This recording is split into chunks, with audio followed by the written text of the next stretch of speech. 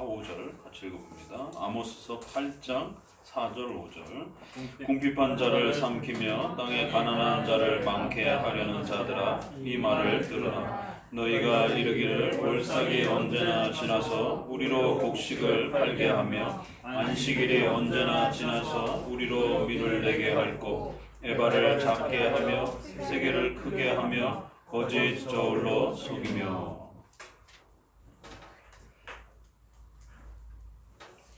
아모스서는 정의가 하수처럼 흐르게 하라라고 하는 그 말씀이 굉장히 유명하죠. 그래서 많은 분들이 아모스서를 잘못 마치 윤리와 어떤 사회정의 부분에 대해서만 아주 중요한 어떤 포인트로 이렇게 아모스서가 본문을 끌고 가는 것처럼 이렇게 많이들 오해하기도 합니다. 그러나 성경에서는 일판의 신관을 지적하기 위해서 오히려 이 판의 윤리적인 부분들을 훨씬 더 세게 비판하는 이러한 구조를 나타내기도 합니다.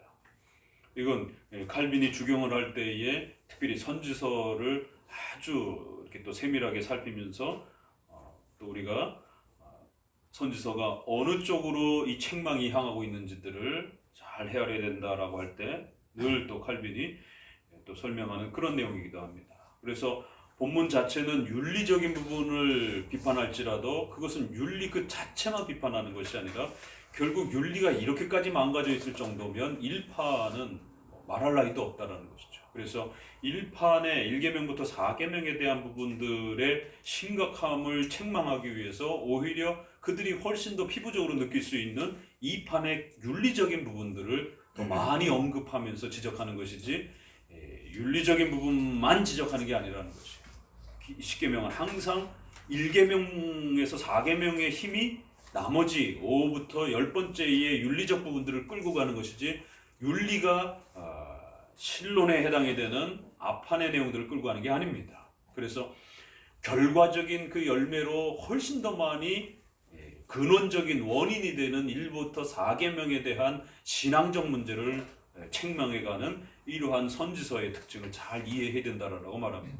그래서 선지서를 잘못 읽게 되면 1계명부터 4계명에 대한 그러한 직접적인 책망은 별로 없고 온통 윤리적인 그런 책망에 집중되어 있다 보니까 마치 그 윤리적인 것만 개선하면 되는 것처럼 이렇게 오해할 수가 있다는 것이죠. 그러면서도 그 아모스서 자체 내에서는 이처럼 가난한 자에 대한 책망을 하면서도 동시에 월삭과 안식일에 대한 이 부분을 굉장히 버거워하는 구약의 의식법이었던 이러한 소중한 절기와 이러한 규범에 대해서 굉장히 번거로워하고 버거워하고 귀찮아하고 그거를 철저하게 지켜가야 되는 규정적 이러한 예배적 원리에 대해서 아주 불편해하는 이스라엘 백성들의 죄에 대한 부분들을 우리는 보게 됩니다. 결국 이러한 월삭과 안식일의 시간은 바뀌었을지라도 그들이 하나님이 정하신 예배적 규정을 불편해하는 그런 원리들, 그래서 그 절기 때문에 마치 자기들의 어떤 장사가 손해를 보는 것처럼 주일을 지킴으로 인해서 주일날 문 닫으면 결국 장사에 손해를 보는 것처럼 이러한 그 원리들은 도덕법 형태로 여전히 동일하게 그 안식일의 예배적 소중함이 도덕법으로 남아있기 때문에 그걸 어기는 방식으로의 죄도 여전히 도덕적으로 동일하게 지금까지도 연결되어서 책망을 받을 수 있는 것이죠. 안식일이 언제 지나서 밀을 빨리 팔 수 있고 에바를 작게 하여 결국 이렇게 더 많은 이윤을 남기고 싶어하는 이러한, 그러니까 이 가르침 안에는 윤리적인 것과 예배적인 것이 같이 맞물려 가는 것이지 윤리만 따로 떨어져서 그렇게 개선할 문제도 아니고 윤리만 망가져 있는 것도 아니라는 것이. 그래서 반드시 주일 성수와 공예배가 망가지게 되면 윤리도 망가지는 것이고 순서적으로는 1부터 4계명이 먼저 망가지는 것이 표가 나는 것이고 그리고 그 결과로서 우리의 윤리들이 바깥으로 표가 나는 겁니다. 그래서 신자들은 반드시 개선을 하기 위해서는 교회 개혁과 신앙 개혁을 하기 위해서는 뭐부터 해야 됩니까? 1부터 4계명을 먼저 개선하는 것이 우선순위입니다. 그래야 5부터 10번째가 차근차근히 열매를 맺는 것이. 이러한 순서를 또 거꾸로 하게 되면 안 되는 것입니다. 십계명은 항상 서로 같이 맞물려 있는 거예요. 이렇게 안식일을 버거워하고 불편해하고 그 안식일 때문에 마치 자신의 어떤 생활 경제적인 이런 혜택이 줄어든 것처럼 이렇게 불편하게 여기면서 안식일 지키는 게 굉장히 아주 힘들어하는 것처럼 이렇게 벌써 이 타락의 이러한 부분들을 구약 선지서에서도 책망하는 것을 보게 됩니다. 우리 계속해서 안식일에 대한 이러한 소중한 부분들을 읽어가면서 또 성경의 이러한 또 표현들을 또 함께 읽어내 봅시다. 자, 40페이지로 이제 들어가 봅니다. 본격적으로 구찌의 4계명에 대한 이 교리문답적 표현들을 같이 읽어내면서 또 우리의 선조들이 이해왔던 장로교식의 4계명에 대한 올바른 이해들을 더 확고하게 세워갑니다. 자, 40페이지에 질문을 제가 있습니다. 안식일은 도덕적인가 의식적인가?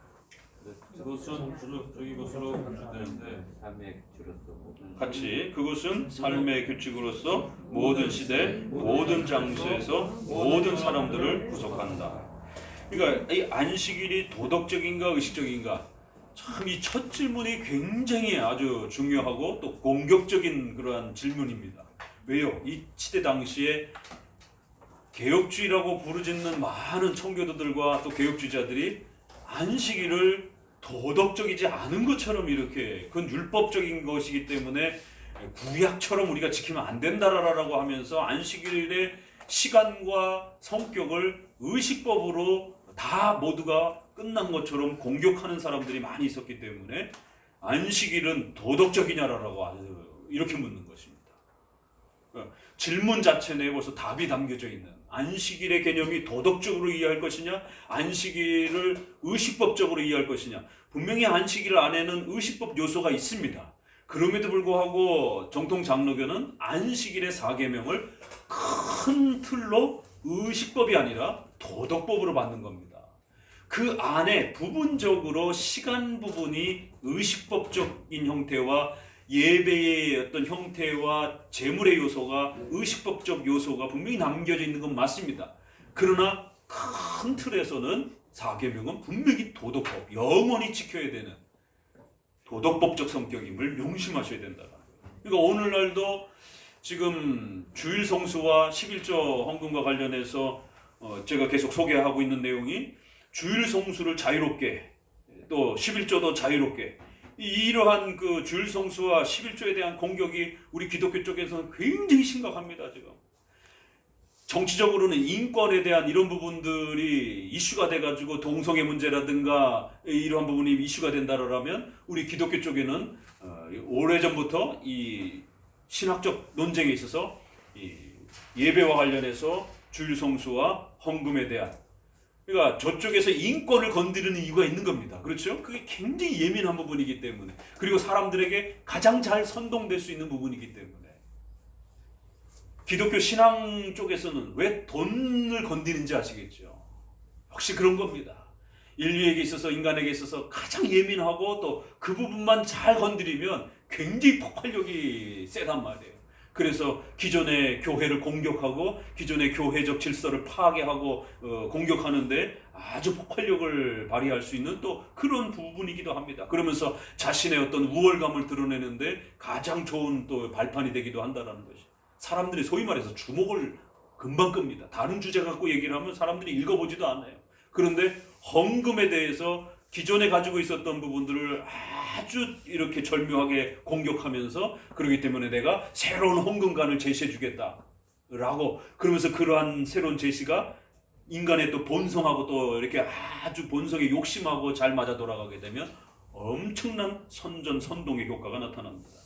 신학계에도 또 그러한 또 논쟁 싸움들이 있는 것이, 진리의 본질을 찾아가려고 하는 그러한 사람들의 싸움이 있는가 하면 자신의 명예와 욕망을 드러내면서 그 명예와 욕망을 통해서 또 많은 또 부를 창출하고 싶어하는 또 그러한 학문적 명예, 또 물질적 이런 욕구, 이런 부분들이 맞물려 가지고 결국 장로교의 중요한 규범들을 공격함으로 그 혜택을 보려고 하는, 그래서 주일 성수에 대한 이런 부분들을 율법적이다라고, 또 11조 헌금에 대한 이런 부분들을 율법적이다라고. 분명히 11조 헌금은 의식법적 요소가 있습니다. 구약엔 또 의식법적으로 사용했고, 그렇지만 헌금이라고 하는 큰 타이틀은 도덕법인 것이에요. 이걸 놓쳐서는 안 되는 겁니다.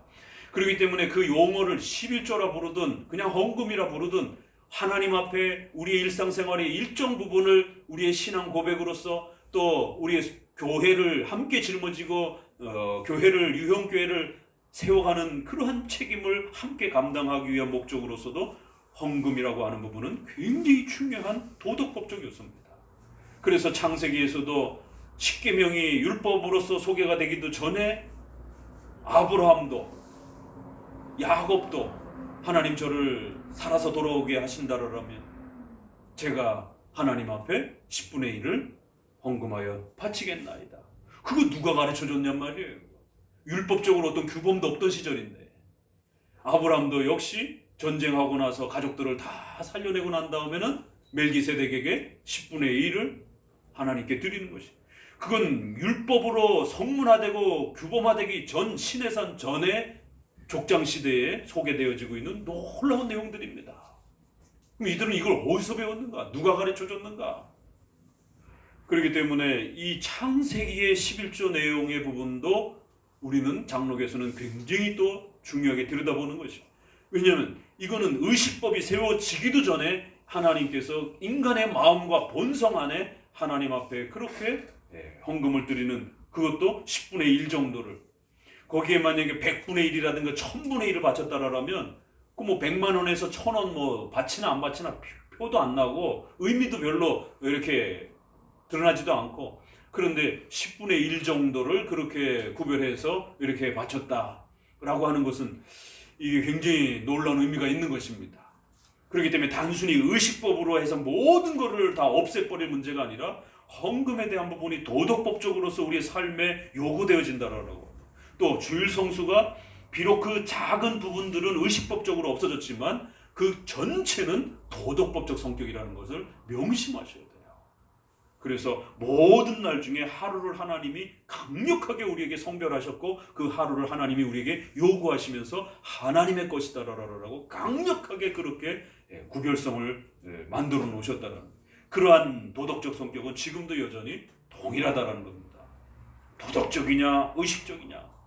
그래서 지금도 신학자들이 주일 성수는 의식법으로서 끝났다 이렇게 하면서 아주 우리 개혁주의권 내에 있는 분들이, 그러니까 주일 성수는 자유롭게 성도들이 이렇게 자원하는 마음으로 하나님 앞에 예배를 드릴 수 있도록 해야 된다, 이런 주장들이 아주 그럴듯합니다. 왜요? 인간의 본성 안에 그날도 놀고 싶은데 쉬고 싶은데 신학적으로 그날은 놀아도 된다 이렇게 해버리게 되면 그렇지 이러면서 결국 자신들의 본능적인 욕망을 놀고 싶고 쉬고 싶고 경건 생활에 쓰고 싶지 않은 이런 부분들에 대해서 결국 맞물리게 되는 것이 도덕적이다, 삶의 규칙인데 이 웨스트민스터를 그대로 그냥 읽는 것 같은 느낌이 들잖아요. 그렇죠? 벌써 첫 문장에서 모든 시대, 모든 장소, 모든 사람, 이 모든이라는 말을 3번이나 이렇게 강조하면서 이건 영구적인 법칙이고, 그래서 우리 오늘날에도 성도들은 절대로 주일날만큼은 건드려서는 안 된다. 아무리 신앙이 흔들리고 낙심되고 또 때로는 좀 이렇게 느슨해진다 할지라도 절대로 주일만큼은 함부로 건드려서는 안 되는 것이. 그래서 우리의 손주들이, 부모님들이 절대로 주일 함부로 건드리지 말아라. 절대로 11조 헌금에 대한 그런 자세를 함부로 건들지 말아라. 이런 그 이야기들이 설교 속에서 늘 오랜 세월 이야기되어 가르쳐져 왔던 것입니다. 그런데 어느 날 갑자기 그는 이제는 우리는 자유롭게 할 수 있다라고 그러면서 전통적인 이런 도덕법적으로 주일 성수와 11조를 이해했던 사람들 갖다가 율법주의라고 그러면서 공격을 하고 있는 것입니다. 도덕적이냐 의식적이냐, 400년이 지났는데도 여전히 10계명의 4계명을 의식법적으로 자꾸 그렇게 읽어내려고 하는 그런 시도들이 있다는 것 거절하셔야 됩니다. 그래서 이 11조 헌금에 대한 부분도 저에게 글을 써달라고 부탁까지 들어왔었어요. 왜냐하면 그 우리 주변에 있는 그 같은 비슷한 레벨에 있는 사람들이 자꾸 11조 헌금에 대한 부분들을 자유다라고 하면서 그 논문들을 지금 쏟아내고 있어가지고, 그래서 우리 개혁주의권 내에서도 여기에 대한 변증적인 어떤 글을 좀 써야 되는 것 아닙니까?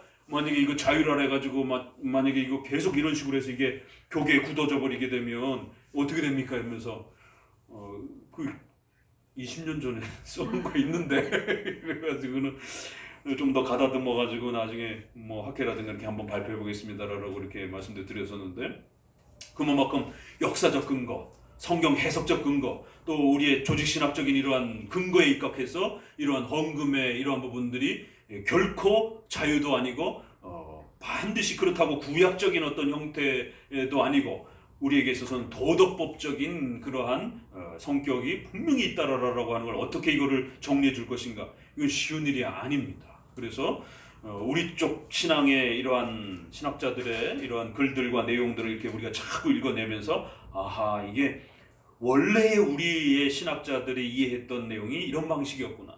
그러니까 오늘날 신학자들이 잘못 읽어내고 있는 것이지 오히려 300년 전, 400년 전 우리의 선조들은 율법주의자라는 욕을 먹어가면서까지도 도덕법으로 읽어냈다는 사실을 명심하셔야 됩니다.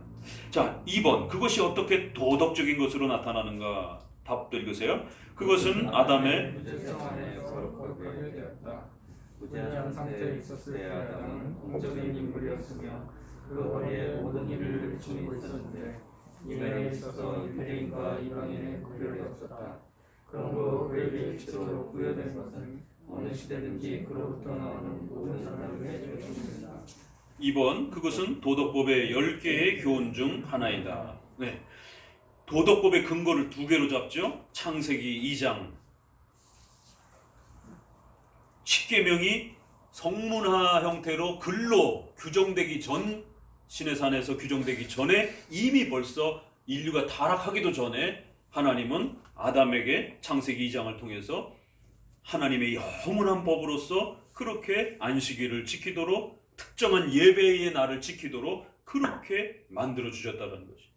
그러니까 이거는 죄하고 상관없는 것이다라는 거예요. 어떤 의식법하고 상관없는 것이다라는 거예요. 인류가 처음 창조되자마자 모든 것이 하나님의 것이었고 모든 시간과 공간이 다 하나님의 것이었는데 하나님이 어떻게 했어요? 특정한 날을 구별하여 예배의 날로 하나님이 구성해 놓으셨다는 것이. 그렇기 때문에 특정한 하루는 우리가 온전히 하나님 앞에 예배의 날로서 그렇게 사용하고 공적인 신앙 고백과 경건의 그런 훈련들을 하는 날로 구별하는 방식으로 그렇게 살으라고 하나님이 우리의 삶을 만들어 주셨다는 거예요. 선악과를 절대로 먹어서는 안 되고 나머지는 얼마든지 취해도 된다는 것이. 그래서 우리가 가질 수 없는 것이 있다라는 것을 하나님이 처음에 선악과를 통해서 그렇게 가르쳐 주신 것처럼 시간 부분에서도 우리가 가질 수 없는 시간이 있다라는 것을 하나님은 가르쳐 내셨다라는 거예요. 그렇게 만들어 놓으셨다라는 거예요. 그러니까 여러분이 만약에 아담 위치에 있으면 여러분은 안 했을 것 같아요? 지금도 마찬가지예요. 시간을 하나님이 이렇게 구별해 놨는데도 불구하고 자꾸 가지려고 그러잖아요. 그 시간을 다 가지려고 그러잖아요. 다 먹으려고 그러잖아. 에덴 동산에 있는 그 열매들을. 이것만은 절대로 가져서는 안 된다. 이건 너 거가 아니다라고 분명히 구별성을 뒀는데도 가지려고 하는 것처럼 오늘날도 이 시간 6일이라고 하는 시간을 다 줬는데도 7째 날까지 다 그냥 전부 다 가지고 싶은 365일 단 1초도 빼앗기고 싶지 않는 이런 인간의 욕망. 그래서 하나님은 구약에서 그렇게 시간을 구별해서 경건의 그러한 날로서 훈련을 하도록 가르치신 것처럼 여전히 오늘날도 죄악이 발생이라고 난 이후에는 더 이런 구별성이 사실은 훨씬 더 중요하죠. 왜냐하면 경건성이 깨졌으니까. 더더욱 그 경건성을 훈련해내기 위해서는 이러한 구별된 그러한 날로서 또 하나님 앞에 경건 훈련을 해나가는 것이 훨씬 더 중요한 필요성으로 또 다가오기도 합니다. 또 10계명의 10번째 계명, 10가지 계명은 다 도덕법이지 그 중에 4계명만 빼고 9개만 도덕법이다. 이럴 수가 없잖아요. 10계명의 나머지 9개는 전부 다 영원한 도덕법적 성격을 갖고 있는데 어떻게 그 중에 하나 4계명만 의식법이다라고. 그래서 이제는 우리는 구약처럼 이렇게 엄격하게 예배의 날로서 안 지켜도 된다라고 자유다라고 이렇게 말할 수가 있겠느냐 말이에요. 10계명을 받으려면 다 받든가 안 받으려면 안 받든가 안 받으려면 아예 무율법주의자로 살든가 이래야 되는데 10계명은 받는다라고 하면서 그 중에 4계명만 안 받는. 그러니까 이게 문제가 되는 겁니다. 율법주의자가 있고 무율법주의자가 있는데 우리에게 있어서 동료라고 하면서 개혁주의자라고 하면서 웨스민스터를 공격하는 거예요. 그런 것처럼 십계명을 무율법주의도 아니고 율법주의도 아니에요. 그럼 분명히 반대해요. 그러면서 십계명을 받는다고 해놓고 삶의 규범으로 받는다고 해놓고 성화의 규범으로 받는다고 그러면서 사계명은 빼놓고 받겠다라는 거예요. 이런 논리인 겁니다. 받으려면 다 받아야지 안 받으려면 안 받고 어떻게 그 사계명만 빼고 받느냔 말이에요. 튤립이라고 하는 5개의 우리 칼빈주의 5대 교리에서도 제한 속죄를 무지 싫어하는 분들이 있습니다. 그래서 제한 속죄 빼고 튤립만 받겠다라고 하는 이런 자들이 있어요. 이건 칼빈주의와 알미니안주의의 중간에 있겠다라는 또 그런 또 판단인 것이에요. 그런데 제한 속죄하고 예정론은 같이 맞물려 있는 겁니다. 제한 속죄를 버리게 되면 예정론도 버리게 되는 거예요. 제한된 대상에게만 구원의 은혜를 준다는 건 그건 예정된 대상자들에게만 구원을 준다는 말이기 때문에 무조건적인 선택과 같이 맞물려 있는 거예요.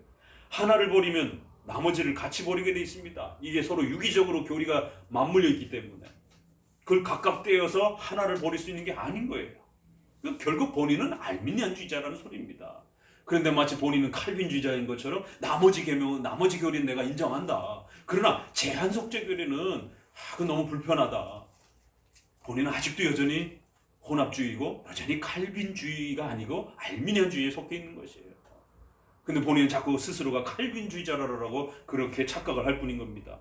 역시 4계명과 관련해서도 그것만 빼고 받겠다고 그러면 본인이 무율법주의자라든지 율법주의자든지 둘 중에 하나입니다.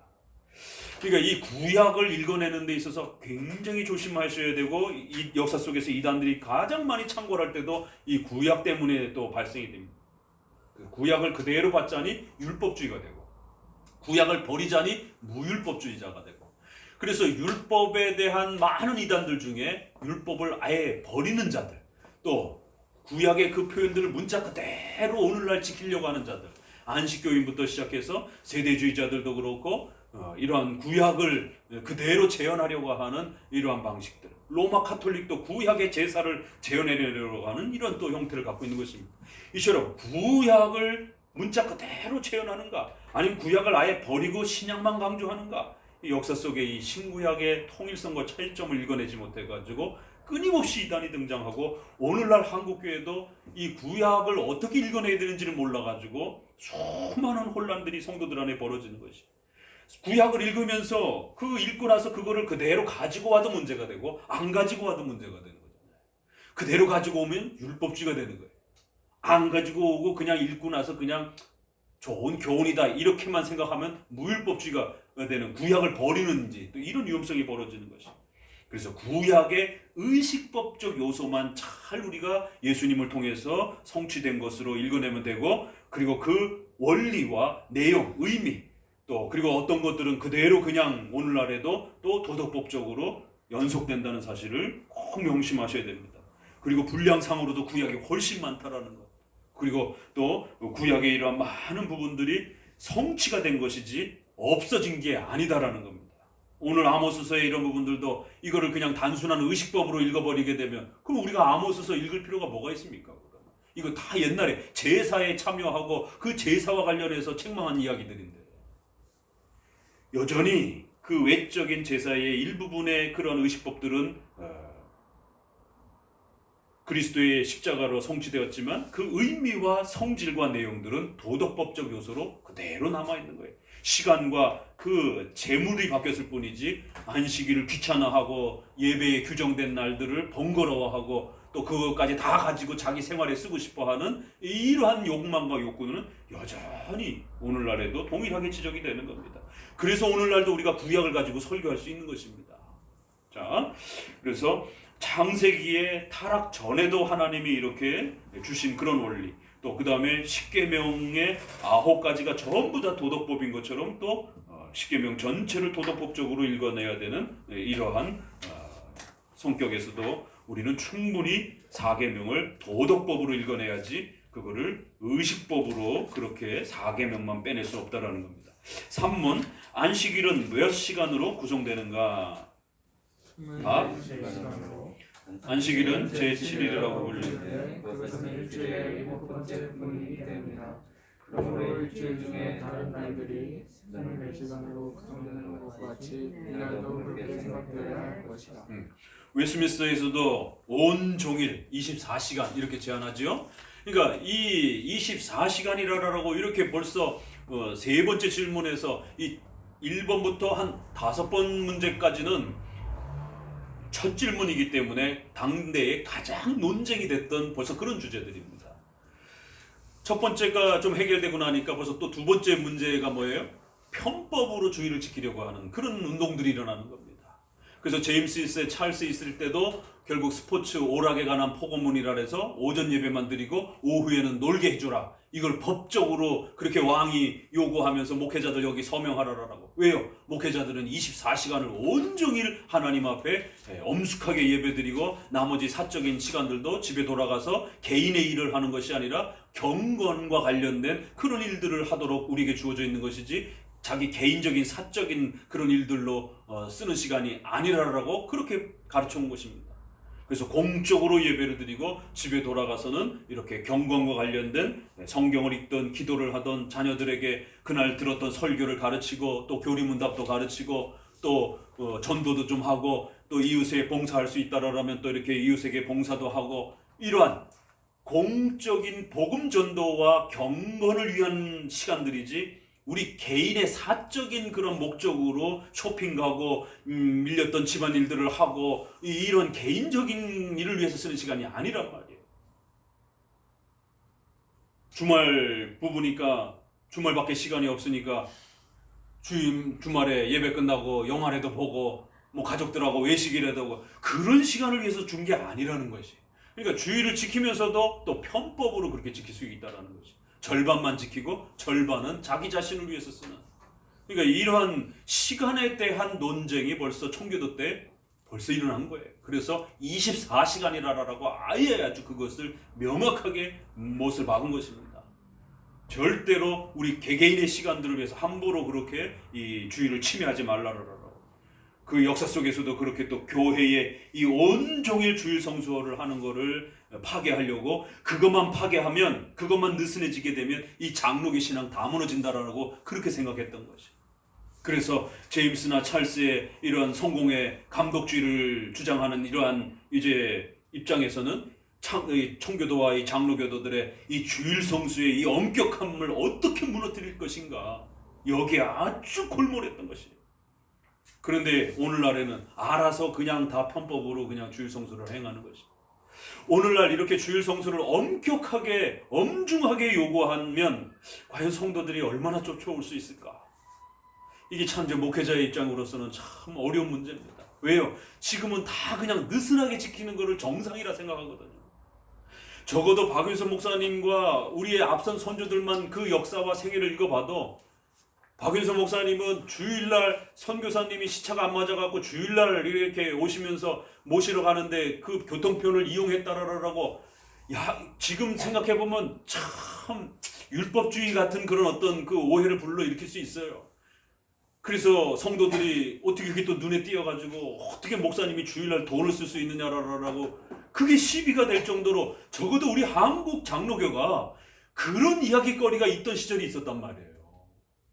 주일날 선교사님을 모시러 가야 되는 그 피치 못할 상황 때문에 그때 뭐 자가용이 뭐 이렇게 있던 그런 많던 시절도 아니고 그러니까 또 시차가 차이가 있다 보니까 대한민국에 들어오는 시간에 분명히 저쪽에서 주일날 아닌 날 떠났는데 여기 들어오니까 주일날이 돼버리는 이런 시차 때문에 결국 또 그렇게 대중교통을 이용을 해서 선교사님을 모셔갖고 이제 집회를 하려고 하는데 그 교통편을 주일날 돈을 그렇게 썼다라고 하는 이것이 과연 주일 성수를 어긴 거냐 안 어긴 거냐.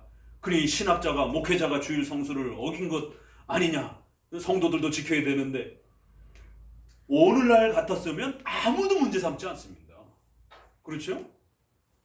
그런데 성도들이 이 정도로 주일 성수를 잘 지켜내고 있었기 때문에 조금 과하게 생각한 것이죠. 그 정도로. 철두철미하고 엄격하게 지켜가고 있었기 때문에 생각지 못했던 그런 시차 문제라든가 이런 예기치 못한 부득이한 부분들에 있어서 또 재정을 쓰는 이 행위들이 과연 정당한 것인지에 대해서 아직 신학적으로 충분히 이렇게 논의해 보지 못했던 우리 한국교회 초기를 생각한다라면 얼마든지 이런 부분에 대해서는 좀 모를 수도 있는 것이에요. 그렇지만 모두가 다 엄격하고 철저하게 지켜가고 있었기 때문에 그런 사건이 논쟁의 빌미로 교회 안으로 들어오게 된 것이에요. 지금처럼 이렇게 널널하고 너스나다라면 아무도 논쟁 삼지 않습니다. 오히려 논쟁을 삼으려고 하는 자들을 율법주의자라고 공격했을 것이에요. 이거 24시간에 대한 이 문제는 정말 우리 성도들이 많이 고민하고 생각하셔야 됩니다. 지금 우리 스스로가 많이 느슨해져 있고 많이 이렇게 나태해져 있고 아무도 그 24시간에 대해서 엄격하게 설교 자체에 대해서도 이야기해 주지도 않습니다. 성도들 스스로도 또 느슨하게 생각하고 또 교회 스스로도 1부부터 5부, 6부까지 그렇게 부로 나눠가지고 아무 시간이나 참석하고 나면 마치 나머지 시간을 얼마든지 자유롭게 쓸 수 있는 것처럼 그렇게 그나마 오전 공적 예배라고 하는 이러한 가치도 다 훼손이 돼가지고 11시 함께 모이려고 하는 이러한 열심 자체도 이제는 다 없어져 버려가지고 편리대로 그냥 자기 아침에 그냥 쓸 수 있는 시간 예배 시간 쓰고 나머지는 자유롭게 시간을 쓰도록 교회가 오히려 거기에 불에다가 기름을 붓는 이런 결국 일이 벌어진 것이에요. 과거에는 11시 예배밖에 없기 때문에 성도가 빨리 예배를 참석하고 오후에 어디를 갈래야 갈 수도 없는 시간적으로 그렇게 울타리를 그나마 만들어줘서 성도들을 보호했는데 이제는 교회 자체가 울타리를 없애버려가지고 아침 7시 예배, 8시 1부, 2부 예배 참석하고는 오후는 그냥 자기 볼일을 보러 다니도록 그렇게 배려 아닌 배려를 해줘버리는 그런 일이 벌어진 것이. 이 400년 전, 500년 전 우리의 신앙 고백의 글들은 24시간 온종일을 편법을 동원하지 말고 온전히 교회가 공적으로 시간을 파하기 전까지는 그 모든 시간들을 철저히 공적인 시간에 할애해서 열심히 공적 예배에 참여하고 또 사적으로 집에 돌아갔을 때는 식사라든가 이런 기본적인 시간 빼놓고 나머지 시간들은 가족들하고 자녀들하고 함께 신앙적인 대화들을 나누고 또 그날 설교들을 또 다시 한번 서로 토론도 하고 결국 이러한 온전한 주일 성수의 이러한 규범들이 사라지니까 자녀들에게 신앙을 가르칠 수 있는 시간이 없어져 버린 거죠. 생각해 보세요. 적어도 부모님들하고 가족들하고 주일날인 만큼이라도 그나마 시간에 밥상에 앉아서 설교 이야기도 하고 그날 배웠던 교리 얘기도 하고 또 신앙적인 얘기도 좀 하고 그래야 되는데 주중에는 뭐 얼굴 볼 시간도 없어서 신앙 얘기도 하지도 못하고 그나마 주일인데도 주일날조차도 그렇게 시간을 안 쓰게 되면 어떻게 부모의 신앙이 자녀들에게 계승이 되겠느냐 말이에요. 그냥 주일학교 그냥 그 20분 30분 뭐 이렇게 참석하는 것 같고 되겠냔 말이에요. 그러니까 아이들의 머릿속에는 몸은 내 자식인데 그 아이들의 머릿속은 세상 철학이 다 지배하고 있는 거예요. 본인들이 그 시간을 투자하지 않기 때문에 결국 가족들을 잃어버리고 자녀들을 잃어버리는 것이. 온전히 시간을 투자해서 함께 예배드리고 나머지 시간은 돌아가셔서 또 열심히 가족들하고 신앙 얘기하고 또 자녀들이 혹시라도 성경과 관련해서 궁금한 부분들이 있는지 질문도 해보고 또 중요한 이러한 그 단어들은 밥상머리라든가 이런 데서 삼위일체, 이성일인격, 주일 성수 이런 중요한 교리적 용어들은 아이들에게 끊임없이 또 반복해줘야만이 아이들은 자꾸 잊어버리니까 자꾸 반복해주는 거고 그리고 또 집에서도 이런 시편 찬송이라든가 이런 것들을 틀어주고 좀 들을 수 있도록 흥얼흥얼할 수 있도록 이렇게 들어주고 이런 부분들이 총체적으로 훈련이 안 되면 이 신앙을 물려받는다는 게 그렇게 쉬운 일이 아닙니다. 그래서 유아 세례를 줘놓고도 유아 세례에 대한 그 부모들의 교리교육 훈련이라든가 신앙 교육에 대한 이 훈련이 느슨해져 가지고 나중에는 그 신자인 자녀들의 부모의 그 자녀들이 아주 정말 불신자처럼 이렇게 신앙이 타락하고 이런 경우도 허다합니다. 교회 역사 속에. 우리 부모님들은 더더욱 정신 바짝 차리셔야 돼요. 우리 자녀들이 그냥 교회만 대충 다닌다고 해서 그 신앙이 물려지는 게 아닙니다. 적어도 고등학교, 중학교 정도까지는 억지로라도 다닙니다. 그러나 벌써 고등학교나 대학교 올라가게 되면 자기 주관과 세계관이 형성이 되기 때문에 신앙은 별로 도움이 안 된다. 그러면 애들도 교회 안 다녀요. 유아 세례 받은 애들도. 그래서 오늘 아침에도 언약과 관련해서 얘기했지만 페더럴 비전이 바로 그거를 시비를 붙인 겁니다. 유아 세례를 받은 아이들이 은혜 언약의 대상이라고 하지만 걔네들이 커갖고도 교회도 나오지도 않고 성경도 사랑하지도 않고 신앙에 어떤 열정도 없고 오히려 불신자처럼 그렇게 타락한 모습으로 살아가고 있는데 얘네들을 신자라고 해야 됩니까? 말해야 됩니까? 이거 말이 안 된다는 거예요. 그러니까 얘네들은 유아 세례는 받았을지언정 결국 얘네들은 은혜 언약에서 탈락됐다라는 것이에요. 그러니까 또 한쪽에서는 아니 어떻게 은혜 언약이 탈락됐다라는 말을 그렇게 쉽게 할 수 있느냐? 은혜 언약이 탈락됐다. 그러면 예정이 탈락됐다. 그럼 구원이 탈락됐다. 이런 말들을 어떻게 쉽게 할 수 있느냐 교회에서. 이게 이제 신앙 논쟁이 붙은 겁니다. 이 유아 세례 문제 때문에. 그래서 북미 개혁주의 교회를 중심으로 해서 이게 미국에서는 엄청난 논쟁거리가 되었어요. 왜요? 유아 세례 받은 모태신앙인 자녀들이 교회를 안 나오는 거예요. 커가면서 신앙 다 떠나버리는 것이. 신앙이 계승이 안 되는 것이. 복음성가 부르고 뭐 이렇게 해가지고 얘네들이 신앙 교육이 안 되는 거예요.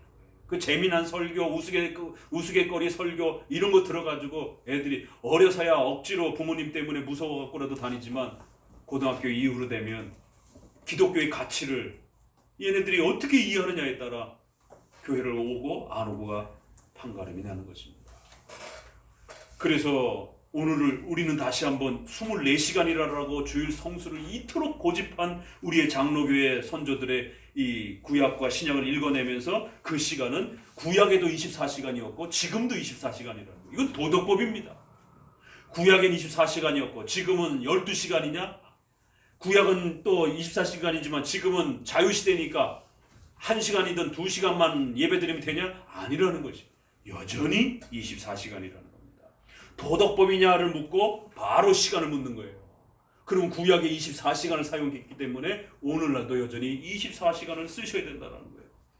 그래서 1초부터 1초까지 뭐 딱 이렇게 계산할 수는 없지만 그래도 우리가 아침에 일어나면서부터 눈 뜨면서 기도하고 또 말씀 읽고 이러면서 또 그날 목사님을 위해서 같이 기도하고 예배를 위해서 같이 기도하고 또 아직 믿지 않는 가족들이 있다라면 또 전도도 해보고 설득도 해보고 또 교회 프로그램 다 끝나고 나면 돌아가서 또 가족들하고 신앙적인 이야기를 해야 된단 말이에요. 그래서 저희 아이들도 예배 끝나고 나면 우리 현아만 했을 때 큰애들이 저녁 먹을 때는 그날 설교 들었던 거 다시 또 물어보고 만약에 3개 정도 4개 정도 물어봤는데 절반 이상 대답 못하면 용돈에 이제 상당히 심각한 이제 위해가 가해지고 이러면서 계속해서 아이들에게 너가 들은 설교 말씀이 무엇이었는지 또 그걸 어떻게 이해해야 되는지 그게 얼마나 중요한 단어인지에 대해서 끊임없이 부모는 떠들어야 되고 거기에 대해서 이야기해 줘야 되고 그리고 나서 또 그렇게 살아야 되는 겁니다. 그렇게 잔뜩 가르쳐 놓고 부모가 그렇게 안 살면 애들은 알았습니다. 어떻게 사는지 그렇게 되는 것이에요. 부모님도 그렇게 안 살면 자기 보고 그렇게 살으라고 하는 건 결국 신앙적 모순이 되니까 결국 이런 총체적인 신앙 교육에 대한 부분들이 따라 붙어야 되는 겁니다. 자, 3은 그 모든 시간들이 거룩하게 됩니까? 그렇습니다. 같이 읽어봅니다. 주께서는 제 7일을 온전히 쉬었다. 그가 쉬신 모든 시간들을 그는 거룩하게 하셨다. 주님께서는 제 7일을 창세기에 예수님이 하나님이 이게 질문 참 재밌죠? 하나님이 쉬셨다 했는데 그날 12시간만 쉬셨다 이제 그렇게 이해할 수 없지 않느냐라는 거예요. 하나님이 그날 쉬셨다 이랬는데 1시간만 쉬시고 나머지 시간은 이렇게 이해할 수 없는 것처럼 창세기에 주님이 쉬셨다라고 했을 때는 그날을 온전히 하나님이 쉬시면서 그 하루가 얼마나 소중한 시간인지를 우리에게 그렇게 구별해 주셨다라고 마지막에는 다시 한번 하나님이 쉬셨다라고 하는 이 모범적인 하나님의 은혜와 배려를 다시 한번 이 시간에도 갖다 붙인 겁니다. 이처럼 하나님은 시간과 내용과 이러한 그 주일의 이러한 의미들이 구약에서부터 그대로 연속될 수 있도록 얼마나 많은 이 의미들을 또 그대로 연결해서 읽을 수 있도록 우리로 하여금 이 질문들의 또 표현들이 그렇게 구성되어져 가는 것을 보게 됩니다. 이제 본격적으로 오문부터 이제 안식일을 거룩히 하는 방법. 그럼 이제 어떻게 해야만 이제 우리가 그러한 거룩성과 구별성을 잘 만들어갈 수 있는 것인가? 이제 구체적인 방법들을 그러면 고민해 보자라는 것이. 그러니까 1부터 4계명은 정의입니다. 정의. 두 개죠. 도덕법으로 이해해야 된다라는 것. 그리고 24시간을 확보해야 된다라는 것. 이 두 개가 확보되지 않으면 주일은 세워지지 않는다라는 거죠. 그래서 이 두 개념을 먼저 강하게 구축하고 나서 이제 구체적으로 우리가 방법론들을 이제 성경을 통해서 읽어낸 그 방식 따라서 한번 살펴가 봅시다라고 이제 5문부터 본격적으로 시작을 합니다. 자, 오늘은 이렇게 앞에 정의 부분이 워낙 중요하기 때문에 정의 부분만